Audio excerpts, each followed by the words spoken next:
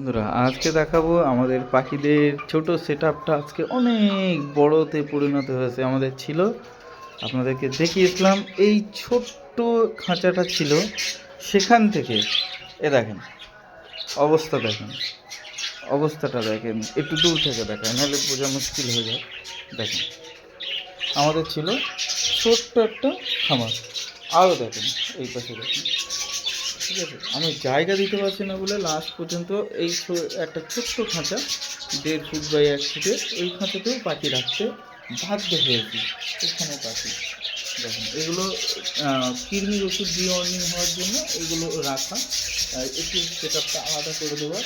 আর main set up যেটা ছিল, পাখিগুলো কিছুটা 60 বার হচ্ছে বহুদিন ধরে আর কি এরা ব্রিডিং করছিল, যার জন্য এদেরকে আলাদা করে দিয়েছি। মা পাখিগুলো এখানে আর বাবা পাখিগুলো এখানে, এদেরকে কৃমি ওষুধ করানোর জন্য আলাদা করে দিয়েছি। বাচ্চা কাচ্চা দিয়ে আমরা বাচ্চাকে আলাদা করে দিয়ে আমরা কৃমি ওষুধ করিয়ে দেবো।